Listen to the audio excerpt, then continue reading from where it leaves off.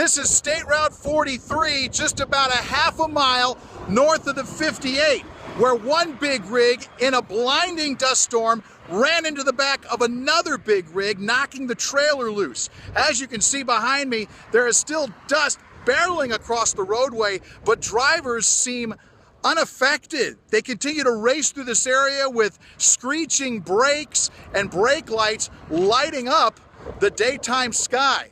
It's hard to see right now, the CHP on scene trying to get this cleared up, but drivers clearly not slowing down in this dusty weather.